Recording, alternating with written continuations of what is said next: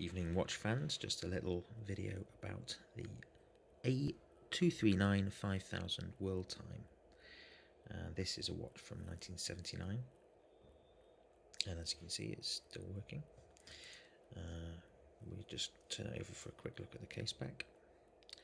Stainless steel case, stainless steel back, and stainless steel bracelet.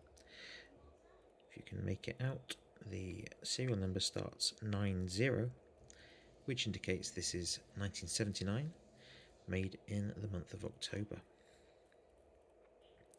So, what's special about the World Time?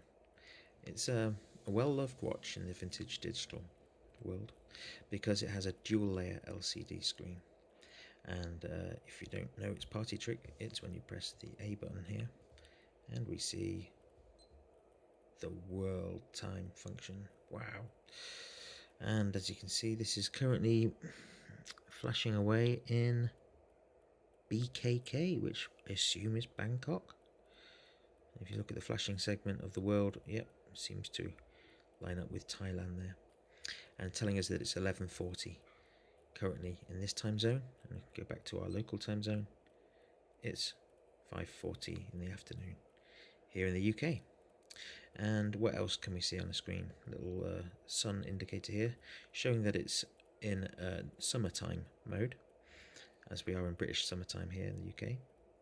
And here is the date, 15th of the month being June, and a little PM indicator, and you've got days of the week as well. So this watch was the sequel, if you like, to the Seiko Pan Am, which didn't have this funky dual layer map view, which makes it oh so sought after. And the main thing I wanted to show you in this video is it's like a memento of how to set the time, because it's quite complicated, needlessly complicated really. But this was the time before they'd, all the manufacturers had reasonably agreed on how to do things. So we have here the B button, which is different to the other buttons. It's recessed pusher, so it's only for setting things really. You press it once to go into alarm setting mode, and you press it again to go into time setting mode. The first thing you do is set your home time zone. Here you can see it's flashing on London. London's flashing. That is my time zone, so I press the C button to continue. Now we're into daylight saving time setting mode. If you press the D button, you can change whether you're in DST or not.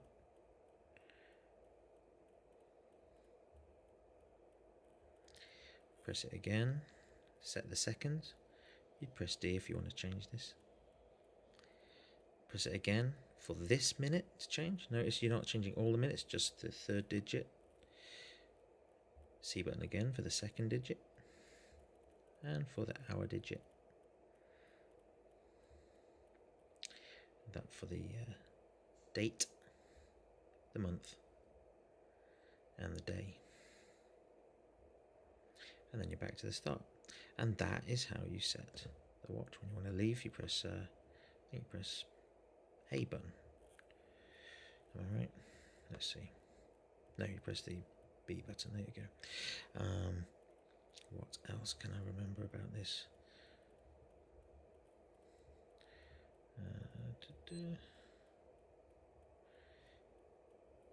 I'm trying to press the D button and the C button together to see what happens.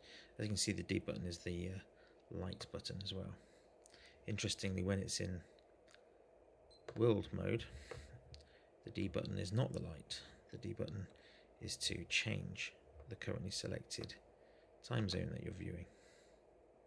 So if you pick one of these up and you think that the light's not working, maybe make sure you're in regular time mode when you do that.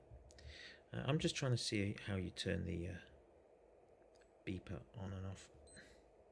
It's funny because it does seem to make a beep when I do that, but it doesn't seem to be changing anything. Interesting fact, when it's showing the date like this, it won't chime on the hour. When you press the C button here, you can show the seconds. And when in this mode, it will chime on the hour. Just a little single beep on the hour. what I'm thinking I was trying to show is in alarm setting mode. Press B button. You can press the D button now to select whether the alarm is enabled or not.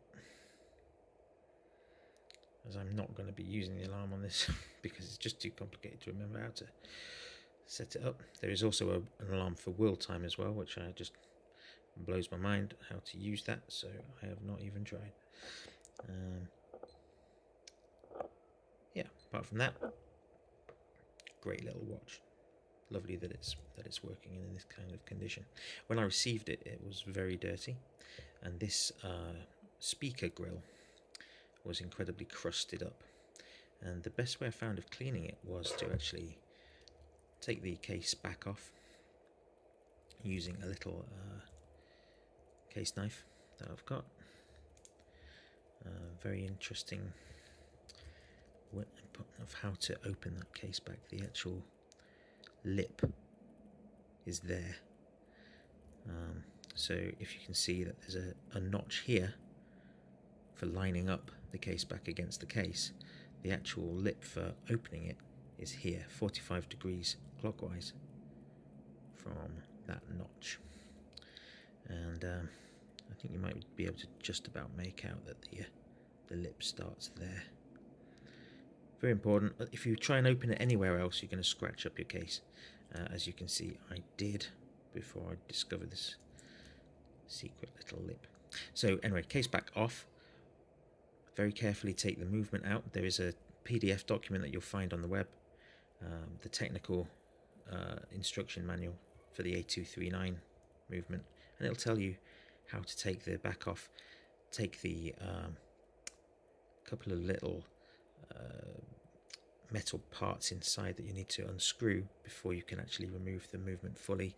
Take the speaker out, and then there is a little hole behind here that you can push a tiny screwdriver through, and the actual speaker grill panel will pop out, and then you can just clean it separately to the watch.